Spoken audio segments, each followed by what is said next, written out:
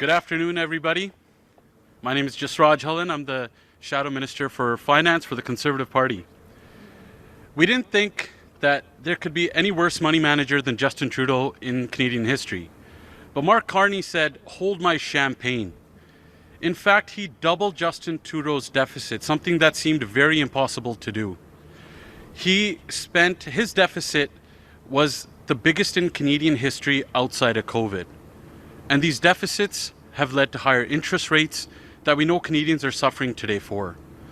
And Mark Carney was the same person during the election that said he would spend less, but now he's spending more. And he was the same person that said he would build at speeds not seen since World War II. But the only thing he's built so far is more bureaucracy. In fact, he's built 12 bureaucracies since he became Prime Minister. And all of this spending has increased the deficit and the debt. And we know that today's Liberal debt and deficit is higher taxes for Canadians tomorrow. And on top of all of this pain, they have their Liberal fuel taxes. That's making the cost of everything more expensive. It's not just food that gets more expensive, it's everything along the supply chain that gets more expensive. We have 2.2 Canadians visiting a food bank in a single month. This isn't a stat that you think we would be living in a first world country to have 2.2 million Canadians in a food bank in a single month. And under the Liberals, Canadians have the highest food inflation in the G7. Canadians have the highest household debt in the G7. In fact, an average Canadian family pays more in taxes than they do on food, shelter, clothing, and necessities combined. This is the pain after the Liberals' 10 years, and it's only getting worse under Mark Carney because he's spending more. These deficits, this adding on to the debt, is making Canada uninvestable as well. There's only one party and one leader, the Conservative Party under the leadership of Pierre Poilievre, that will turn this around, that will cap the government spending, the wasteful spending, that will bring down the deficit, bring down interest rates. In fact, Pierre Poilievre is the only leader under his leadership that will have a deficit of zero, that will help Canadians to keep more in their pockets. Pierre Poilievre will unleash our natural resource sector to make sure that we have a good business environment where people can invest again. Whereas under the Liberals, $1 trillion of Canadian investment has fled from here. We will make sure that we cut the red tape. We will cut the burden on business people. We will bring in a dollar for dollar law so that we cap that spending, that we don't live out of our means like we've seen under the Liberals. Under Pierre Poilievre's leadership, Canada will become Canada again. That Canada that we all knew. One that was safe and affordable. That same Canada where Canadians' hard work will give them a decent paycheck. A paycheck that has lower taxes on it, where they can afford affordable food again and affordable housing, all in a safe neighborhood. Let me introduce you to our Conservative leader, the next Prime Minister of Canada, the Honourable Pierre Poilievre. Thank you very much, Jazz. Merci beaucoup, Jazz. Et merci Tim Uppal et Sandra Cobena. Les conservateurs veulent... On va commencer juste en français. We're just going to start in French and I'll go to English in a moment. Les conservateurs veulent un Canada plus abordable, plus sécuritaire et plus fort. On veut rétablir la promesse du Canada. Vous travaillez fort, vous donne une vie abordable, une belle maison dans des communautés sécuritaires. Vous faire l'épicerie et mettre l'essence dans votre voiture ne devrait pas être une source de la stress. Où les jeunes peuvent acheter une maison avec un grand cours pour lever des enfants. On prenait ces choses pour acquis avant les libéraux, mais après 11 ans des libéraux, tout coûte plus cher. Parce que les libéraux dépensent plus. Les libéraux ont été élus sur une illusion. L'illusion libérale, c'est que le gouvernement peut dépenser et imprimer de l'argent sans conséquence. Comme si monsieur et madame tout le monde n'allaient pas devoir un jour payer la facture. Des grands banquiers issus comme M. Carney. M. Carney a dit, il n'y a pas de problème. On peut simplement imprimer l'argent qu'on dépense. C'est gratuit, il a dit. M. Carney a tort sur toutes les questions économiques depuis une décennie. Il est un expert en faisant les mauvaises décisions économiques. C'est comme ça qu'il a donné le conseil à Justin Trudeau de doubler la dette et d'imprimer l'argent pour le faire. Le résultat, c'est l'inflation hors de contrôle. Et ce n'est pas un hasard que si le gouvernement a doublé la dette, ils ont doublé le coût du logement et les files d'attente aux banques alimentaires en même temps. L'inflation a appauvri monsieur et madame tout le monde pendant que les milliardaires, les banquiers et la bureaucratie se sont enrichis avec l'argent imprimé. L'impression d'argent a fait augmenter tous les prix à la consommation. Plus le gouvernement dépense, plus ça coûte cher. Le coût de l'État augmente le coût de la vie. La majorité des dépenses du gouvernement fédéral a profité à une petite élite libérale. Mais les travailleurs, les PME, les aînés, les mères monoparentales ont dû payer la facture à cause de la hausse de la coût de la vie et de la baisse de le pouvoir d'achat. Nos banques alimentaires ont reçu 2 millions de personnes dans un mois. Ici à Toronto, 1 sur 10 personnes doivent aller aux banques alimentaires. Ça coûte à peu près... Il faut gagner 200 000 $ par année pour acheter une maison à Toronto et à Vancouver. Ça n'a pas de bon sens. C'est pire après un an de M. Carney. En mars, Rate Hub a dit que 10 sur 13 marchés immobiliers se sont devenus encore pires. Avec les libéraux, la vérité, c'est que les choses ne vont pas s'améliorer. Les libéraux dépensent plus sur l'intérêt pour la dette nationale que sur la santé, plus que l'argent qu'ils récoltent dans le TPS. Chaque fois que vous payez le taxe de vente, c'est pour payer les banquiers et non pas les infirmières et les médecins. M. Carney est arrivé en disant qu'il allait renverser toutes ses positions et tout ce que son parti a fait pendant 10 ans. Mais après un an de M. Carney, c'est plus de coups, plus de crimes et plus de corruption. Il est juste un autre libéral. En moins d'un an, il a doublé le déficit laissé par Justin Trudeau. Son déficit est presque 40 milliards de dollars plus grand que celui laissé par son prédécesseur. Le directeur parlementaire du budget indique que 2/3 des dépenses, c'est pour des opérations gouvernementales et non pas pour les investissements en capital. En dehors de COVID, le déficit de M. Carney est le plus grand dans l'histoire de notre pays. Il dépense plus par rapport au PIB que depuis 1996. M. Carney a promis de réduire la bureaucratie, mais ça a augmenté de 7 % en 11 ans. Et il a augmenté le coût des consultants, le BS coopératif, les dépenses sur les faux réfugiés et d'autres gaspillages. C'est ça, les budgets à crédit de Mark Carney. Mark Carney met tout sur la carte de crédit nationale et il force les Canadiens de mettre leurs dépenses sur leur carte de crédit personnelle. Les économistes sont l'alarme. CDHAO indique que le Canada ne peut plus se vanter de la discipline budgétaire. Le gouvernement fédéral doit changer de cas. Et la Fédération de commerce a indiqué aussi, déclaré l'avenir économique du Canada est en jeu en raison de la dette record et des déficits croissants à Ottawa. Ce n'est pas juste que M. Carney dépense plus, c'est que c'est pour le gaspillage. Il gaspille de l'argent pour l'aide à l'étranger, pour les faux réfugiés, pour le BS coopératif des petits amis libéraux. Ce n'est pas l'argent dans la poche de monsieur et madame tout le monde. C'est l'argent gaspillé pour enrichir des élites lorsque monsieur et madame tout le monde paient la facture. C'est pour ça que les conservateurs demandent aux libéraux de mettre fin au budget à crédit de Mark Carney. Voici comment. On veut plafonner les déficits. Cette année, le déficit ne devrait pas être plus grand que le 31 milliards de dollars laissés en place par Justin Trudeau. Deuxièmement, le premier ministre libéral devrait présenter un plan pour équilibrer le budget au moyen terme. Pour être clair, on n'accepte pas un déficit cette année. C'est inacceptable. Et si le gouvernement conservateur avait été élu, on serait en train d'équilibrer le budget.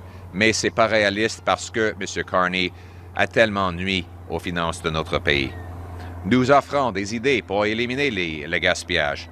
Par exemple, abandonner le TGV Alto de 90 milliards de dollars, éliminer le programme libéral de confiscation des armes à feu d'1 milliard de dollars, réduire les 20 milliards de dollars pour les consultants, couper la bureaucratie, couper le BS coopératif, mettre fin à l'aide à l'étranger pour les dictateurs et les terroristes, fermer les paradis fiscaux qu'utilise Brookfield, l'entreprise de M. Carney. Comme ça, on va pouvoir réduire la dette, l'inflation et les impôts. Il est temps que M. Carney mette fin aux cartes de crédit, au budget à carte de crédit. Il est temps d'avoir un gouvernement abordable pour une vie abordable pour tous les Canadiens. C'est comme ça qu'on va être plus abordable chez nous, plus sécuritaire chez nous et maître chez nous. Thank you very much, and now in English. Conservatives are on a mission to make Canada affordable at home, safe at home, and strong at home. We want to restore the promise of Canada, where anyone who works hard gets affordable food and homes. They live in safe streets in a self-reliant nation. A country where filling up your tank is boring again, not stressful. Where trips to down the grocery aisle are fun, as you pick out the foods you want to eat and cook. A country where parents are able to enjoy their job as chauffeur for little soccer and hockey players without worrying about how they're going to fill the tank. Where young couples can make a big down payment on an affordable home with a nice big yard where their future children will be able to play safely. These are the types of things that we used to actually take for granted in Canada. If I'd said this 10 years ago, you would have said, so what? Everybody has that. But after 11 years of Liberals, nobody can afford this basic life that we used to take for granted in Canada. And here we are living with the consequences of Liberal government. Everything costs more, work doesn't pay, housing costs have doubled, and our country's finances are in a mess. Remember, Liberals were elected on the illusion that they would be able to spend money we did not have, and it would be free. No one would have to pay for it. Central bankers like Mark Carney said, if we run out of money, just print more. Remember that? Mark Carney has been wrong about every single economic issue of our time. He is an expert. He's an expert at getting it wrong and making the Canadian people pay for it. His disastrous tenure at the Bank of England destroyed the housing market in that country and left in its wake the worst inflation in the entire G7. One of Justin Trudeau's biggest mistakes was making Mark Carney his economic advisor, and we're all still paying the price for his disastrous advice. Doubling the national debt in the last 10 years, as the Liberals did, meant higher inflation in the present and higher taxes in the future. It's no coincidence as Liberals doubled the debt, they also doubled housing costs and food bank lineups. Billionaires, bankers, and bureaucracies got rich off all that printed money, and everyone else got poor. In fact, Brookfield's CEO said inflation is good for their company. Of course it is. It means they get to raise the rent on all their suffering tenants. It means their assets go up in value, while everyone else gets poor paying the bill for the elites to feast on the inflation they created. The more government spends, the more things cost. The cost of government is driving the cost of living. Most of this spending went to welfare for the well-connected and the well-to-do. Workers, small businesses, seniors, and single moms got the bill with rising food and housing costs. Here in Toronto, 1 in 10 people are going to a food bank every month. Nationwide, it's 2.2 million visits every month. It now takes over $200,000 of income for the average family to own the average home in Toronto and Vancouver. But it's not just the big cities. It's in Halifax, you need to have $123,000 of income. And Victoria, $180,000 of income to own a house, all of which is getting worse under Mark Carney, as Rate Hub reports that in 10 of 13 housing markets, the costs have worsened since Carney took office. The future under this Liberal government looks even darker. We are now spending more on interest for the Liberal debt than we are on health care or defense, more than the government collects in GST. So when you pay sales tax, the money goes to bankers and bondholders, not to nurses and doctors. Mark Carney promised that Liberals had learned their lessons, that he was going to reverse everything he said and his party had done in the preceding decade. But what has changed in the last year? Really? What has changed in your life? Nothing. Everything costs more. More cost, more crime, more corruption, more of the same. Mark Carney is just another Liberal. Despite his promises to spend less, he's doubled the deficit in less than a year. His deficit is nearly twice the one Trudeau left behind. He did it by adding $90 billion of net new spending above promised savings, and most of that money is going, according to the parliamentary budget officer, 2/3 of the new spending is being for operating spending that's here today and gone tomorrow. Less than a third is going to investment. Outside of COVID, Carney Liberals are running the biggest deficit in Canadian history and the highest spending as a share of GDP since 1996. He promised to spend less on bureaucracy. Spending on bureaucracy is up 7.4%. On top of more spending for consultants. Day-to-day operating spending is up 9.1% in 11 months. This is Carney's credit card budgeting. He's putting the nation's spending on the credit card, and he's forcing families to put their personal spending on their personal credit cards to pay for his high cost of living. Canadian economists are sounding the alarm. C.D. Howe says Canada can no longer pride itself on fiscal discipline. The federal government must change direction, it says. The Canadian Federation of Independent Business says Ottawa's debt binge and soaring deficits put Canada's economic future at risk.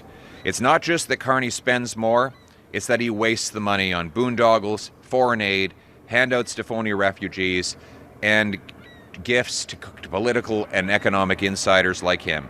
Tax havens for tax dodgers while everyone pays more. Mr. Carney refuses to pay his taxes here in Canada, instead hiding his corporate assets in an offshore tax haven. Cutting those handouts for insiders like him and getting rid of the wasteful spending would allow us to bring down inflation, deficits, and taxes for hardworking Canadians.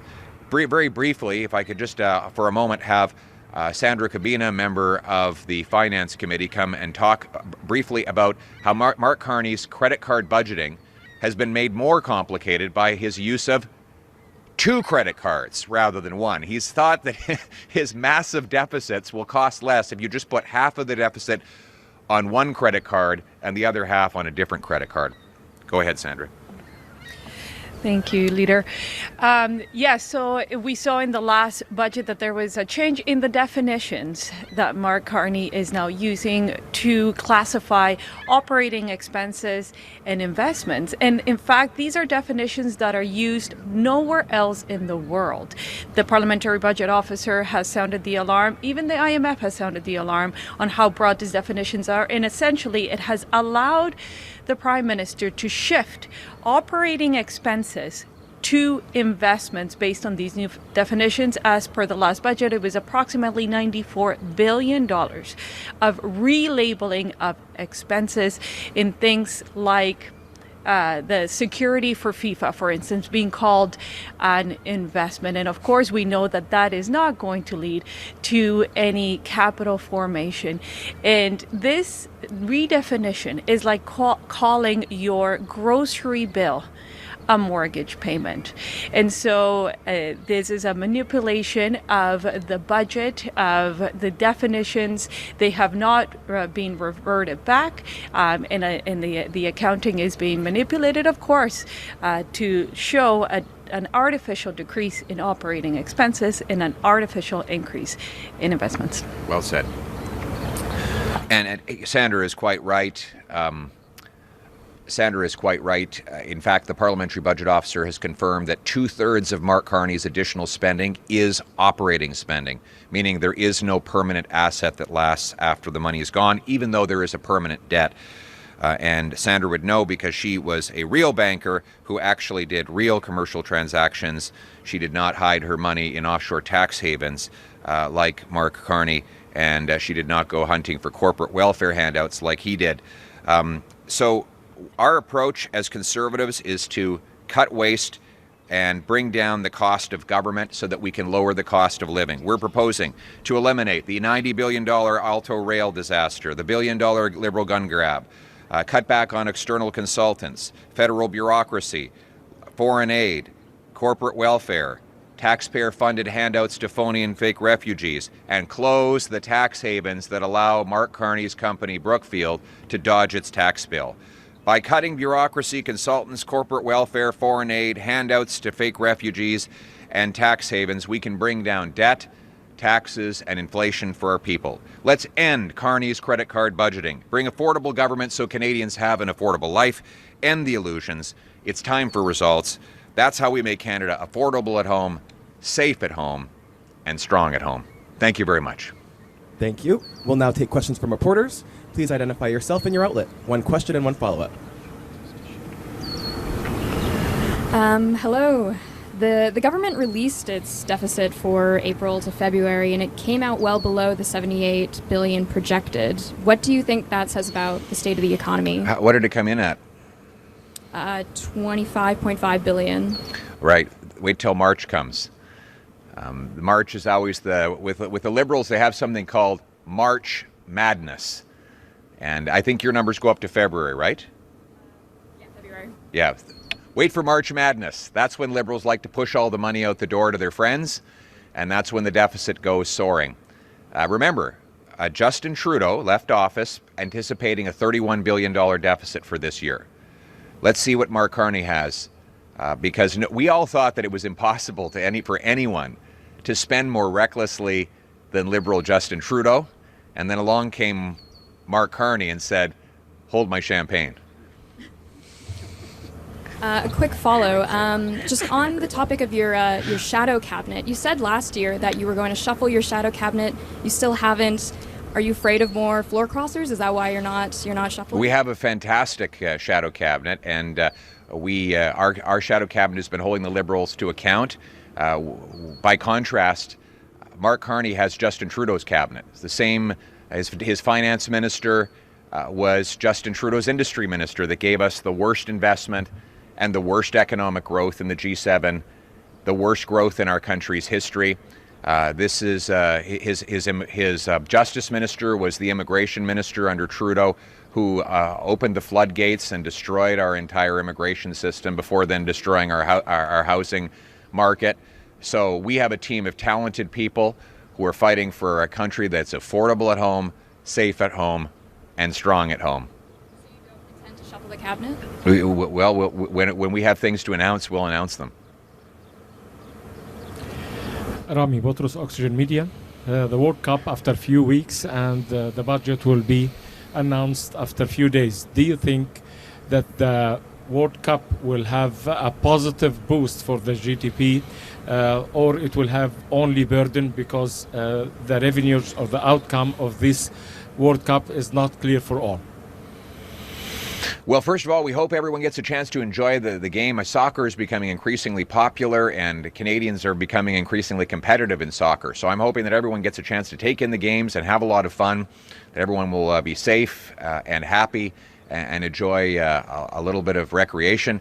I don't think I'm in a position to make a prediction at this point on how the finances will come out of it, but let's hope that it makes money because God knows our economy needs some good news. Thank you very much. This concludes today's press conference. Oh, one more? Hi, Igor Petrov, CBC News. We have a question about what's your opinion on Build Canada homes, and what is your solution for housing affordability? Well, first of all, Mark Carney is building bureaucracy, not building homes. Since he took office, he's created 12 new government agencies, crown corporations, and other bureaucracies, and he hasn't gotten rid of a single one. Why do we have, after 10 years of Liberals, let me ask you this. We have 10 times as much land per person than the next closest G7 country, and yet we have the fewest homes per capita in the G7. Why? We have 100,000 unemployed construction workers who could be building the homes. We have more land than we know what to do with. We have all the materials here. 90% of the materials for building a home come from right here in Canada. Foreign tariffs do not affect home building because the homes are built here. They don't have to cross into another tariff bearing country. So what's stopping us from building homes? Why did we build fewer homes last year than in 1971? Government taxes and government bureaucracy. Mark Carney's solution to too much bureaucracy? Create a new one. When in fact the solution is precisely the opposite. We need to cut bureaucracy and taxes, grant faster permits, more land to build on, and tax-free construction, and builders will build. Housing should be dirt cheap in Canada because we have the most dirt to build on. The cost of a new home, 2/3 of the cost of a new home in many of our biggest cities is government. We spend more on bureaucracy in a new home than on land, labor, and lumber combined. Get rid of the governmental cost and housing will be laughably affordable for Canadians and our young people once again, like they could 10 years ago when I was housing minister and the average house cost $450,000, the average rent was $950 a month. The average Canadian will be able to afford a home again. So have hope, keep working hard, elect a new common sense government, and our youth will be able to afford homes again. Thank you very much. And the follow-up, how would you do that without destroying the equity in the middle class? Yeah, look, this is the double tragedy of the bursting Liberal housing bubble. First of all, by inflating housing costs, the Liberals shut out an entire generation from home ownership. And now that the Liberal housing bubble is bursting, people who thought they were millionaires are now struggling to sell their homes. So we have, under the Liberals, the worst of all worlds, where housing is too expensive to buy, but also not expensive enough to sell or to build. And it's going to take some time for people to get through the Liberal disaster in housing that they created. But what ultimately we need to do is build more affordable homes so that our young people can have a place to live and start a life and a family. And that's the hopeful future that all of us believe in. I should also add that we believe we're 100% against any home equity tax. No tax on home equity whatsoever under my leadership. Of that you can be guaranteed. Thank you very much. All the best. All right. Thanks, guys. Well done. Sure. Well done.